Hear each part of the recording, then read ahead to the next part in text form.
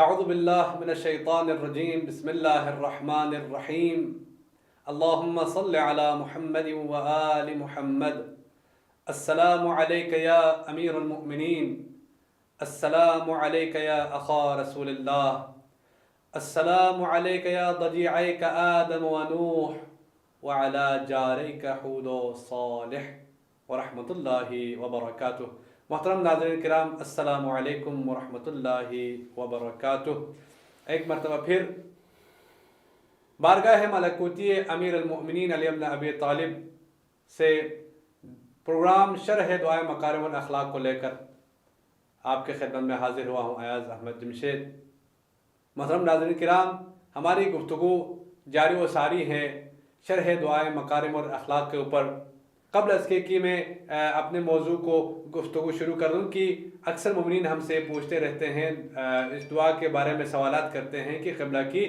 ہم دعا مانگتے رہتے ہیں کہ لیکن دعا کی قبولیت میں دیر ہو جاتی ہے، کیوں قبول نہیں ہوتی؟ کیا وجہ ہے کہ دعا کئی سالوں سے ہم دعا مانگ رہے ہیں لیکن دعا قبول نہیں ہوتی ہے؟ اس کی وجوہات جو ہیں، وجوہات میں سے دو وجہ یا تین وجوہ جو ہے آپ کے خدمت میں بیان کر کے ہم قبلہ سے استفادہ کریں گے کہ اس کا جواب یہ ہے کہ معصومین علیہ السلام روایات میں جب ہم روایت کی طرف مراجعہ کرتے ہیں تو معصومین علیہ السلام فرماتے ہیں کہ جو دعا ہم کرتے ہیں اور دعا کی قبولیت میں کوئی رکاوٹ نہ ہو، دعا ہم مانگتے ہیں اور دعا مانگتے وقت دعا کی قبولیت میں جو رکاوٹیں ہیں، جو گناہ ہیں وہ نہ ہو، وہ رکاوٹ نہ ہو، تو تین حالات سے خالی نہیں ہے۔ یا وہ دعا جو ہے، آپ نے جو دعا کی ہے، دعا مانگی ہے، وہ دعا فوراً آپ کے حق میں قبول ہو جاتی ہے۔ اور معصوم فرماتے ہیں اگر فوراً آپ کے حق میں قبول نہیں ہوتی، جیسے کہ اکثر منی سوالات کرتے ہیں ہماری دعا قبول نہیں ہوتی ہے، تو یہاں پر پریشان ہونے کی ضرورت نہیں ہے کہ معصوم روایت میں بیان فرماتے ہیں کہ اگر تمہاری دعا فوراً قبول نہیں ہوتی ہے تو دوسری وجہ یہ ہے کہ وہ آپ کے آخرت میں کام آ جائے گی وہ دعا۔ جیسے کہ ہمارے اکثر روایات میں دیکھنے کو ملتے ہیں کہ قیامت کے بہت سارے مومنین یہ تمنا کریں گے کہ کاش ہماری ساری دعائیں دنیا میں قبول نہ ہوتی، یہ تمنا کریں گے، وہ آپ کے ذخیرے آخرت بن جاتی ہے وہ دعا جو آپ نے کی ہے۔ اس وجہ سے پروردگار عالم آپ کی دعا کی قبولیت میں دیر کر رہا ہوتا ہے۔ تیسری وجہ اور آخری وجہ جو اس روایت کے مطابق کہ معصوم فرماتے ہیں کہ وہ دعا اس لیے قبول نہیں ہو رہی ہوتی ہے کہ تمہاری اس دعا کی وجہ سے جو بلا اور آفات تم پر نازل ہونے والی تھی، اس بلا اور آفات کو پروردگار عالم تجھ سے دور فرماتا ہے، ٹال دیتا ہے، وہ بلا ٹل جاتی ہے، وہ آفات ٹل جاتی ہیں آپ سے، اس وجہ سے آپ کی دعا قبول نہیں ہو رہی ہوتی، وہ دیر ہو جاتی ہے۔ ناظرین کرام، ہم آج مباشرتاً ہمارے موضوع سے متصل ہو چکے ہیں۔ ہمارا موضوع ہے شرح دعائے مکارم الاخلاق۔ سوال یہ ہے کہ اس دعا کی شرح کرنے کی کیوں ضرورت پیش آئی؟ اس سوال کو قبلہ ہمارے معزز مہمان شیخ احمد علی عابدی صاحب کے محضر میں رکھنے سے پہلے میں آج کے اس دعا کے قطعے کو، اس جملے کو تلاوت کرتا ہوں، تبرکاً آپ سب یہ سماعت فرمائیں اور اس دعا کو آپ بھی دہرائیں، پڑھیں، تاکہ اس دعا کی توفیق سے ہماری روحانیت میں اضافہ ہو اور ہمارے جو ہے نا دعائیں قبول ہو۔ امام زین العابدین علیہ السلام کی نورانی کلمہ ہے، دعا ہے کہ اس دعا کے جملے کو میں تلاوت کرتا ہوں۔ اللہم صل علی محمد وآل محمد وعجل فرجہم وبلغ بإیمانی اکمل الایمان۔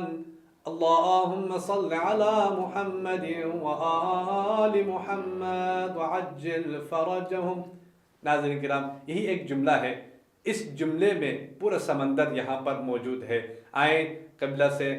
سوال کرتے ہیں کہ تو ضرورت کیوں پیش آئی؟ سوال کرتے ہیں۔ السلام علیکم ورحمۃ اللہ وبرکاتہ۔ قبلہ سب سے پہلے تو آپ کا میں مشکور ممنون ہوں کہ آپ ٹائم نکال کر یہاں پر تشریف فرما رہے ہیں۔ تو سوال یہ ہے کہ قبلہ اس دعائے مکارم الاخلاق جو ہیں، بہت ساری دعائیں تو ہیں لیکن ہم نے انتخاب کیا ہے دعائے مکارم الاخلاق ان ایام میں، تو اس دعا کی شرح کرنے کی کیوں ضرورت پیش آئی؟ آپ ہمارے ناظرین کو یہ بیان فرما دیجیے۔ السلام علیکم ورحمۃ اللہ وبرکاتہ۔ سب سے پہلے میں آپ نجف میڈیا کا انتہائی مشکور و ممنون ہوں کہ آپ نے ہمیں یہاں پر ٹائم دیا، وقت دیا، تاکہ ہم نے سامعین و ناظرین کی خدمت میں گفتگو کر سکوں۔ تو واقعاً یہ جو دعائے مکارم اخلاق امام زین العابدین علیہ السلام کے دعاؤں میں سے انتہائی اہم ترین اور مفید اور اعلیٰ مضامین پر مشتمل دعا ہیں، اور غالباً انسان عام طور سطحی ذہن رکھنے والے افراد سمجھتے ہیں کہ یہ دعا جو ہے، کیونکہ دعاؤں کا ترجمہ تو عام طور پر مفاتیح و دیگر کتابوں کا ترجمہ ہو چکا ہے، دعاؤں کا ترجمہ کی شکل میں موجود ہے، تو ہم آرام سے اس دعا کو سمجھ سکتے ہیں، لہٰذا اس کو مزید تشریح کرنے وضاحت کرنے کی ضرورت نہیں، محتاج نہیں ہے۔ لیکن حقیقت میں ایسا نہیں ہے، تو لہٰذا میں یہاں آپ کو دو سبب کی طرف اشارہ کروں کہ جن دو سبب کی بنا پر ہمیں اس دعا کی شرح کر کے ہمارے جو معاشرے کے اندر موجود بسنے والے مومنین بالاخص نوجوان نسل کو سمجھانے کی ضرورت ہے۔ پہلا سبب یہ ہے کہ دعا گرچہ آپ کی بات درست ہے کہ اس کے ترجمے کی وجہ سے آپ کو ظاہری سطحی جو ہے لفظ کا معنی تو ذہن میں آ جاتا ہے،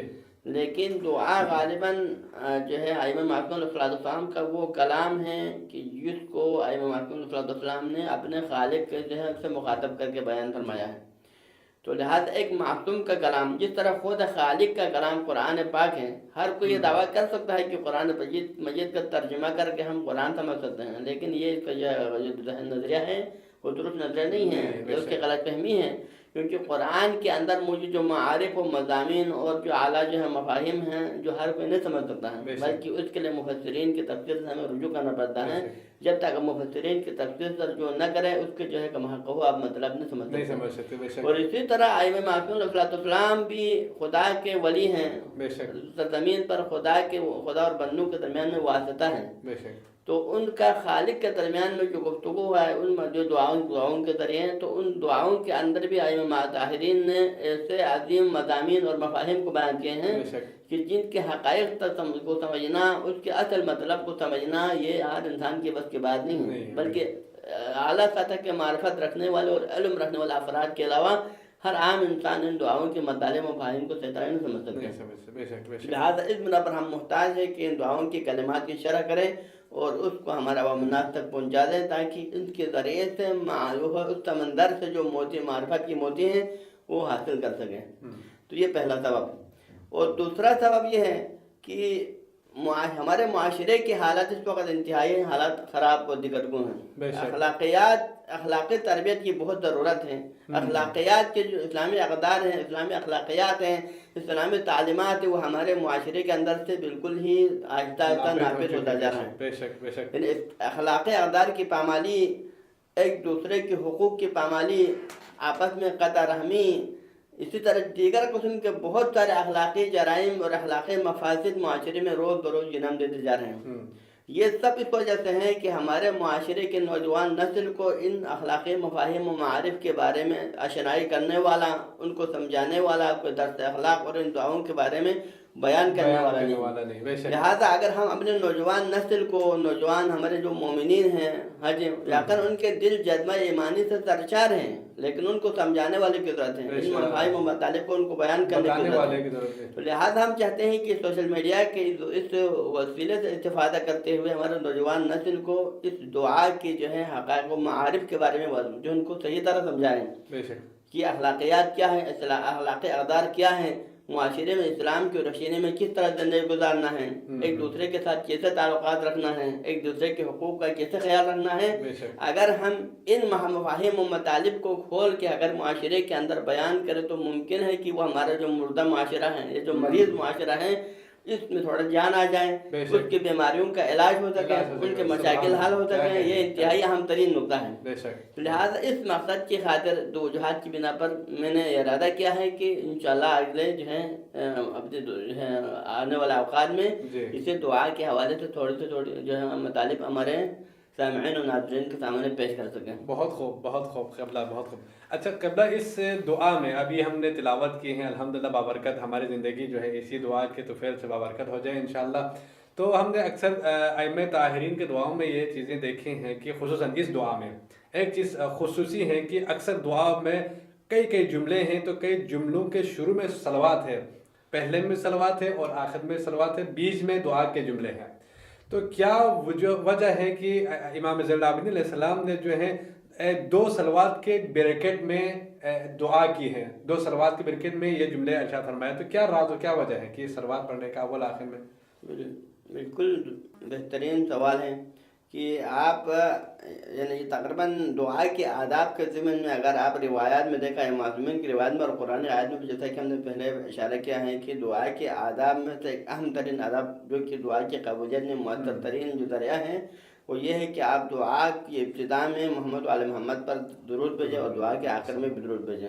یہ مؤثر ہے۔ اور بالخصوص اگر آپ امام زین العابدین کی اسی دعا جس کی ہم شرح کرے ہیں دعائے مکارم الاخلاق، تو اس کے اندر دیکھیں تو فقط ابتدا اور آخر میں نہیں ہے بلکہ درمیان میں امام صلی اللہ علیہ وسلم نے ہر دعا کے 4-5 بند کے بعد 8-10 بند کے بعد ہر بند کے بعد اپنے صلوات جی تو اب اس کا فلسفہ کیا ہو سکتا ہے، دعا کی ابتدا اور آخر میں صلوات بھیجنے کی ضرورت کیوں پیش آتا ہے، اس حوالے سے ہم خود ائمہ معصومین کی روایات سے ہم جواب دے دیں گے۔ اور اس حوالے سے اگر ہم ان کے روایات کا مطالعہ کریں تو آپ اگرچہ بہت ساری روایات ہیں، اس حوالے سے فقط دو روایت کی طرف اشارہ کروں کہ جس میں امام جعفر صادق علیہ السلام فرماتے ہیں کہ لا یزال دعاء محجوبا حتی یصلی علی محمد و آل محمد، کہ دعا پس پردہ ہوتا ہے، یعنی وہ ہمیشہ پردے میں ہوتا ہے، خالق تک پہنچنا اور خالق اور دعا کے درمیان میں پردہ حائل ہوتا ہے جب تک محمد و آل محمد پر درود و سلام نہ بھیجا جائے۔ جب محمد و آل محمد پر درود و سلام بھیجے تو پھر وہ دعا درگاہ الہی تک پہنچ جاتا ہے۔ یہ تو لہٰذا مطلب یہ ہوا کہ جب آپ بغیر دعا صلوات کے اگر دعا پڑھیں گے تو پھر وہ دعا جو ہے خالی کی درگاہ تک نہیں پہنچ پائے گا۔ لہٰذا یہ یعنی گویا کہ دعا کے لیے گویا کہ پر سمجھو، پر سے پرواز کے ذریعے سے وہ دعا خالق کے جو ہے درگاہ تک پہنچ جاتا ہے، وسیلہ ہے کہ دعا صلوات کے ذریعے سے دعا کو لے کے جاتے ہیں۔ سبحان اللہ۔ اور ایک اور روایت وہ بھی امام جعفر صادق علیہ السلام سے مروی ہیں کہ امام صلی اللہ علیہ وسلم نے فرمایا کہ اذا دعا احدکم فلیبدأ بالصلاة على النبی وآلہ فإن الصلاة على النبی مقبولة ولم يكن الله ليقبل بعض الدعاء ويرد بعضه، کہ اگر تم میں سے کوئی ایک بھی اگر دعا پڑھنا چاہے تو اس طرح میں پھر دعا کی ابتدا محمد و آل محمد پر درود پڑھنے سے کریں۔ کیوں؟ اس لیے کہ محمد و آل محمد پر درود بھیجنا بھی ایک دعا ہے اور یہ دعا درگاہ الہی میں حتماً مقبول ہے، یعنی اس کے قبول نہ ہونے کا سوال پیدا نہیں ہے۔ محمد و آل محمد پر جب درود بھیجیں گے ابتدا اور آخر میں تو دعا کی ابتدا اور آخر محمد و آل محمد پر جو درود ہے وہ دعا کا حصہ ہے، وہ تو حتماً درگاہ الہی میں مقبول ہوتا ہے۔ اب یہ خدا کہ جو ہے یعنی اصلاً مناسب نہیں ہے، خدا کے لیے یہ بات یعنی بعید ہے کہ یقبل بعضہ ویرد بعض الآخر، دعا کا ایک حصہ جو محمد محمد کے پر صلوات مشتمل ہو اس حصے کو قبول کریں، لیکن درمیانے حصے کو جو کہ درمیان والا حصہ جو انسان اپنی حاجت طلب کرتا ہے اس حصے کو رد کریں۔ تو لہٰذا یہ خدا کے جو ہے اپنے انصاف کے خلاف سمجھتا ہے، لہٰذا اس بنا پر آپ کے اپنے حاجت بھی خدا اسی جو ہے محمد آل محمد پر درود پڑھنے کی برکت سے کیا کرتا ہے، اس حاجت کو قبول کر لیتا ہے، دعا کو قبول کرتا ہے اور آپ کی حاجت جو ہے وہ پورے کر دیتا ہے۔